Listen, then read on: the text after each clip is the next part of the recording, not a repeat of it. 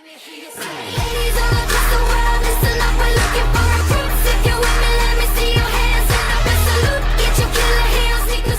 is up, everyone? My name is Jack Southall, back again with another video, and today I'm here with my WWE Evolution review, the first ever all-women's pay-per-view. And now, I do have to say this.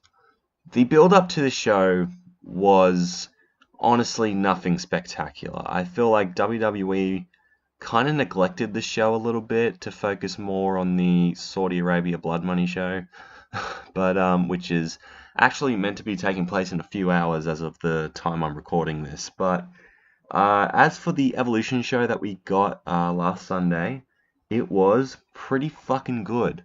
I will have to say, for a first ever all-women's pay-per-view, I'm not sure if they're going to do this every year. I mean, they might. I mean, the show was pretty damn successful, so I don't see why they wouldn't do it next year.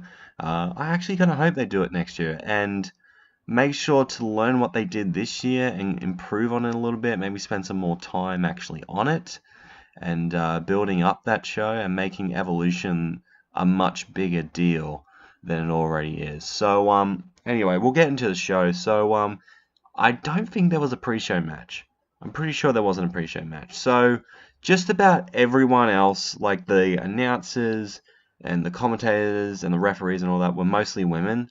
Michael Cole, I think, was the only male commentator, which, yeah, I wasn't that much of a fan of. Like, if you're going to go and make this the first ever all-women exclusive pay-per-view, why is there a man reporting on it? I don't get that. That's a bit silly, but yeah, that's just a minor nitpick compared to the grand scheme of things. But we kicked things off with I hope I pronounced her name right, Nia Stratus, really sick guitar player, and Lizzie Hale, the lead singer of Halestorm, who put out probably one of my favorite rock albums of the year. Go check out Vicious; it's a damn good record. And yeah, they must have written like a song called Evolution, especially for the show, and it was okay. It was a pretty cool song, and it got the crowd all hyped up, which was really good. By the way, this show, I believe, took place at the Nassau Coliseum, a very famous wrestling venue, and I will have to say, the crowd, the New York crowd, were great. They were hot for just about the entire show. They didn't really, especially for the opening match, which we will talk about here. But yeah, props to Uniondale, New York, for being great throughout the show. So yeah, we kick things off with Trish Stratus and Lita versus Mickie James and Alicia Fox, with Alexa Bliss in their corner because unfortunately she got injured at a house show and couldn't really make this match. But yeah, you know, for an opening match, this was kind of fun. The crowd, oh, they couldn't get enough of Trish and Lita. The pop that those two got, wow. It was honestly quite great. And I also liked how the show had a different feel to it, you know. It was kind of lit up like an NXT TakeOver event, and like even the entrance stage was very different to what you usually see for your average pay-per-view. So it had a different feel to it, which I actually really liked. So yeah, the opening match was actually really fun. It's nice to see Trish and Lita back into the ring again. I know it's not going to be permanent and just for a one-time thing, but yeah, if they just come back and wrestle regularly on these Evolution shows and maybe put over some newer talent next year, because, you know, beating Mickie and Alicia Fox, yeah, whatever, I'm fine with that. But, you know, next year you could use this to establish a new star or take a current star in the women's division and just build up her stock even more by letting her beat a Trish Stratus or a Lita. I think that could be really helpful to build some more stars, because that's WWE's biggest fucking problem, building new stars. But yeah, there was an awkward bit around the end where I think Trish or Lita was pinning Mickie, and the referee went to go for the free count, but he stopped for a little bit and was waiting for Alicia to break it up. So yeah, the ending there was a little bit yeah, it was just very awkward and just the timing wasn't right. But Trish and Lita get the win in an opening match. Both of them still look just as good as they did 15 years ago as well, especially Lita. That outfit she was wearing looked good. But yeah, nothing to complain about this opening match. It was fun, and I think the best match to open the show in my opinion. So we had the Women's Battle Royal, where the winner of this match will get a future Women's Championship match in the future.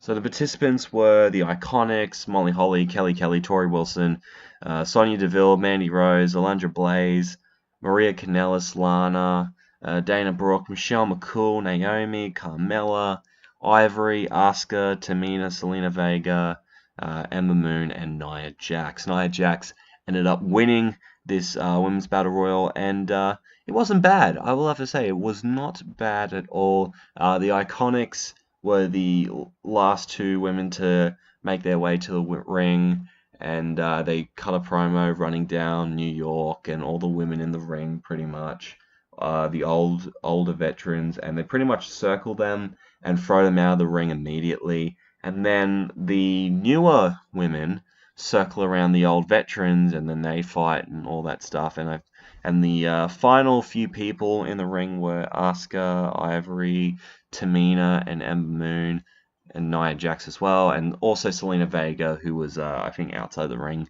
during that bit. But yeah, so there was like a quadruple suplex that took place in the match, and then what I was kind of shocked about was seeing Asuka eliminated. It's honestly quite sad to see how far Asuka has fallen since her feud with Carmella, and I felt like this match could have been the perfect opportunity to build her up a little bit more. But yeah, it kind of sucks for Asuka. I really do hope sooner than later she ends up getting a shot at that women's championship and she can go back to being the Asuka we all know and love. But yeah, the final two women who we thought were the final two women were Nia Jax and Ember Moon. It was great to see Ember Moon. She was fantastic in this match. The crowd was super behind her in this, but Nia Jax ended up tossing her over the top rope, and Selena Vega then runs out and goes to attack Nia Jax, but she gets thrown out. And yeah, Nia Jax wins the Women's Battle Royal and will get a future Raw Women's title match. Wherever that may be, we're not too sure, and it will most likely be against Ronda Rousey. So here's what I think about Nia Jax winning the Battle Royal. I'm fine with it. I don't mind Nia Jax. I wouldn't say she's one of my favorites, but I do appreciate what she's done for women's wrestling. You know, she's a much larger girl than some of the others on the roster, and she is very athletic and very talented inside the ring. However, I do feel like she needs a bit more of a personality, because she did have it in NXT. She was like this irresistible force. You know, it felt more like a character than a catchphrase for her in NXT, and even during like the first year of her main roster career. But I don't know, she needs to find more of that character, which I know she does have. But yeah. Also, there was a nice moment in the match where Tamina and Nia Jax paid tribute to Roman Reigns, which was really good. So yeah, fun little battle royal there. Nothing to complain about this one as well. Afterwards, we get the 2018 Mae Young Classic Tournament final. The final match of the tournament, that is, between Io Shirai, one of the biggest names in Japanese wrestling, for the longest time, taking on Gold Coast's own Toni fucking Storm. And this was a really friggin' good match. I wish it would have gone on a little bit longer, because this match was only 10 minutes long. I feel like they could have given this match more time, because most of these matches were around the 10 to 15 minute mark, with the exception of the SmackDown Women's title match, which I cannot wait to talk about.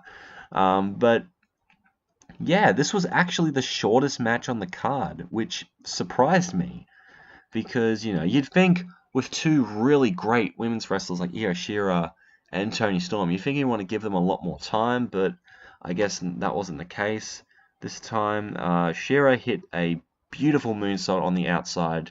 Her moonsaults on the Mae Young Classic have been very hit and miss with me, but she absolutely nailed it on that one. Toni hit a suplex on the ring apron, which looked great, a sunset flip, and then Toni Storm hits her Storm Zero and wins the Mae Young Classic, which I was super happy about. Our Aussie girl winning the Mae Young Classic is pretty fucking awesome, and she has so much potential. Like, I reckon the more I see of her, the more she might start to become one of my favorites. I mean, she's got a cool ass gimmick, Motley Crue inspired, which I love me some Motley Crue, and also, God, she's pretty as hell. So there's not much to really hate about Toni Storm, and you top that off with her being a great wrestler. She's an extremely likable personality, and I really hope she does very well in her WWE career, whether it be in NXT UK, which it looks like she's going to be in for the time being. But yeah, I hope she does great there. And yeah, the only complaint I had this match is that I felt like it was too short. When you have two women's wrestlers of this caliber, you'd think you'd want to extend it a little bit, but I guess not in this case. But yeah, good match, but wish it could have been longer. And then we get to the 6-woman tag team match that, let's be real, no one gave a shit about. It was the Riott Squad versus Sasha Banks, Bayley, and Natalya. It was there. I mean, there was some good moments in the match. Like, I did like how Bayley slides between the bottom ropes, and then Sarah slides her into the ring post. That was good. There was a Sasha hit the backstabber into Bayley's Bayley the belly, which was great. And there was this weird moment where I think it was like Liv Morgan or Ruby Riott went onto the top rope to do like a top rope move, and Bayley hugs Sasha to stop her from getting all the momentum of the move from the top rope, which that would still kind of hurt, wouldn't you think?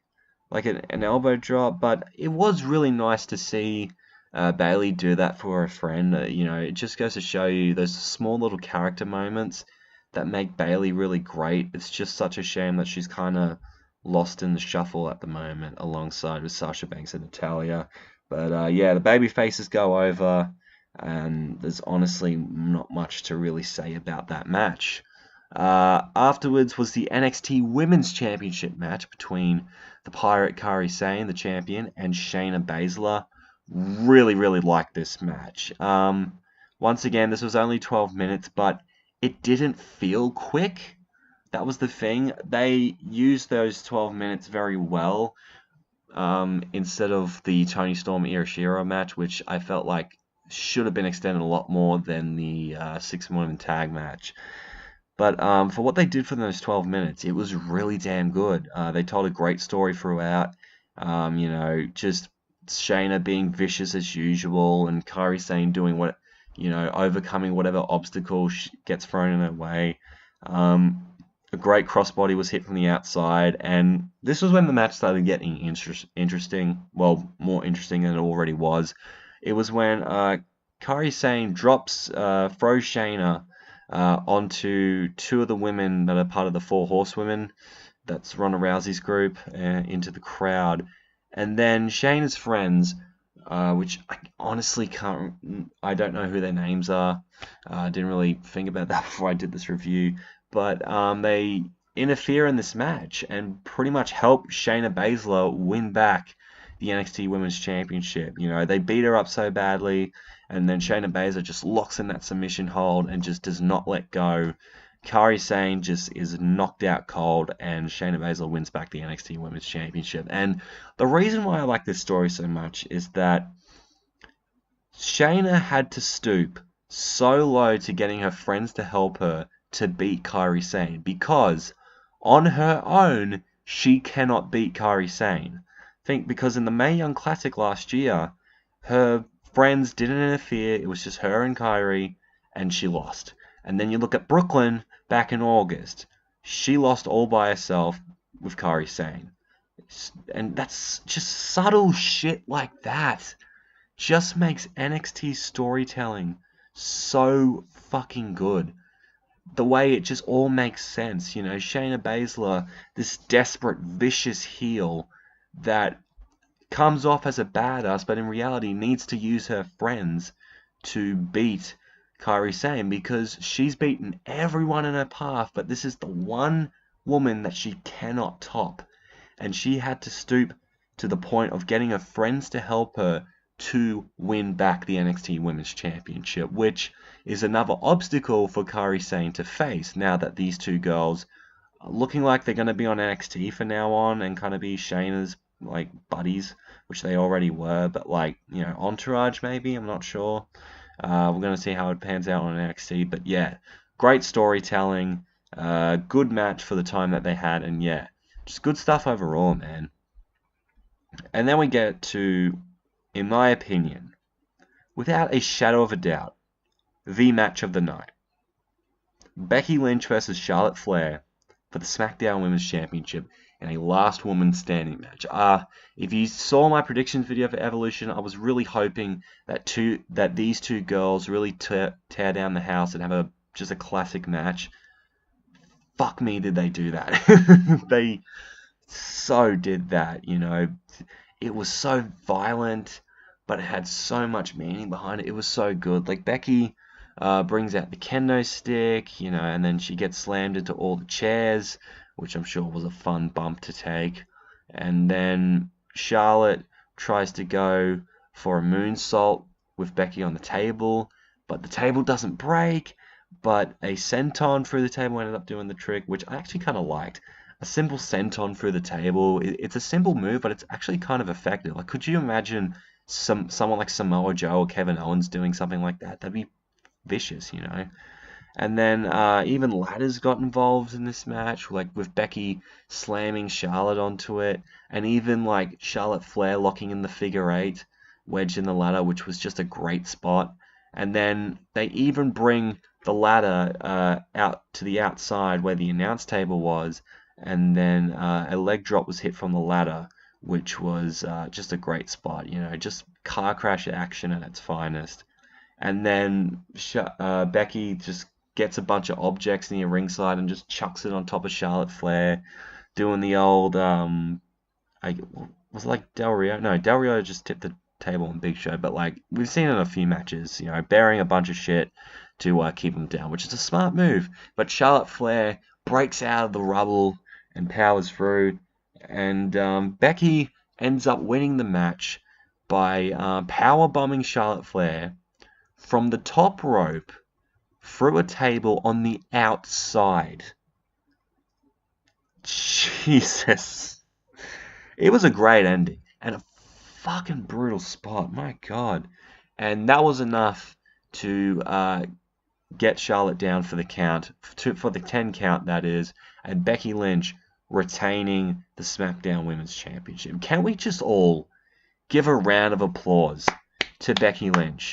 Like, I've been a big supporter of this girl for a few years now, and even though the role of Charlotte being a babyface and Becky being the heel in this feud does not make any sense, you gotta commend Becky Lynch from taking this heel persona and going all the way with it. Like, even outside of the ring, she's being a lot more cocky and a lot more arrogant in the way that she talks. She's not usually her, you know, smiley, making puns all the time self that she used to be as a babyface. You know, she's a lot more serious this time.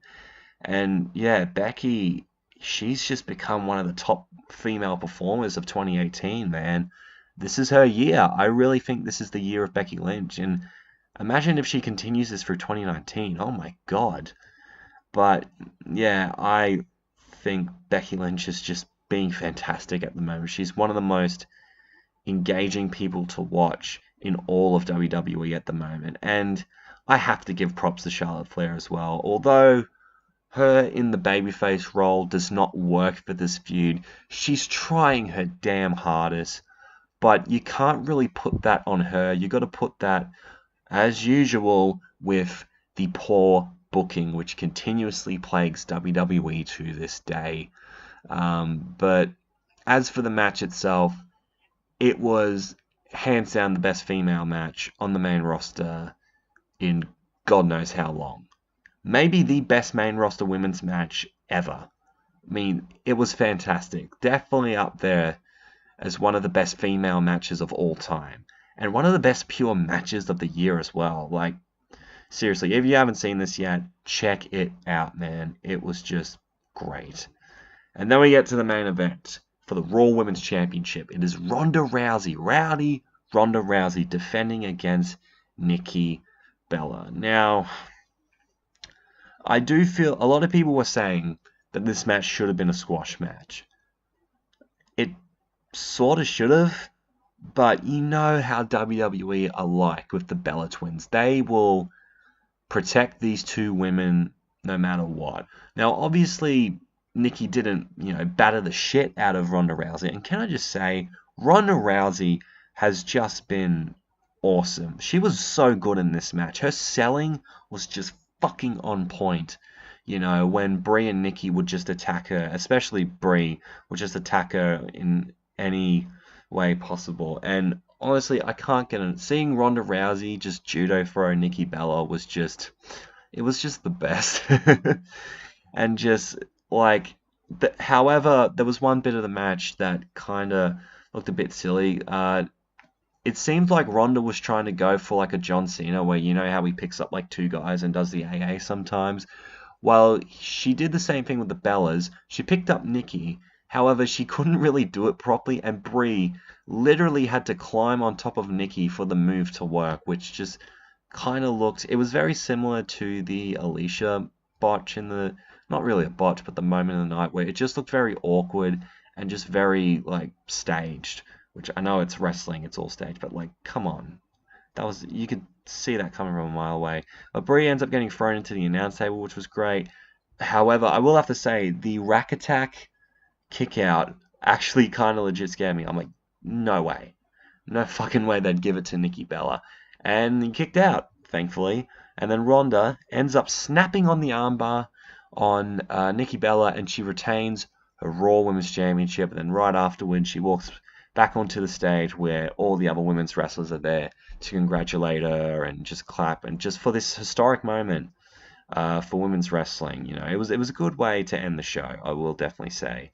And yeah, that's how we closed things off. Match of the night, Becky Lynch and Charlotte Flair. Spot of the night, the ending of the last woman standing match, where Becky Lynch basically powerbombed Charlotte off of the top rope through the table. Just a 6 spot overall. How I'm going to rate the show?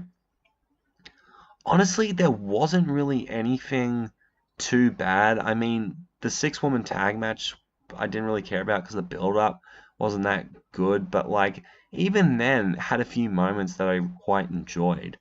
I'm going to give the show an 8. I thought the show was really fucking great for a first women's pay-per-view. They had matches on the show that delivered. I feel like every woman on this show was busting their ass to, just to get this moment, because the women have been wanting this moment for so long, and they weren't going to let an opportunity like this fall by the wayside. I think every woman on this show put their heart and soul into it. So I commend everyone that worked on this show. And I know people are saying that the only reason this show is even a thing right now is because of the Crown Jewel Saudi Arabia controversy, where women aren't allowed to perform on the show, which, yeah, it's probably right, but I don't honestly want to think too cynical about it. I'm just happy that these women are even given something in the first place, and like, I don't know, just stop being so fucking cynical, okay, wrestling fans? They had their moment, just let them enjoy it, for fuck's sake. But yeah, thank you guys for watching this review. I hope you have enjoyed. If you did, make sure to leave a like, comment down below your opinions on Evolution, and if you want to see more from me, hit that subscribe button. You'd be glad you did. Twitter and Instagram is at JackoMellaLaw31 if you want to check me out there. Thank you so much for watching, and I am out in 3, 2, 1.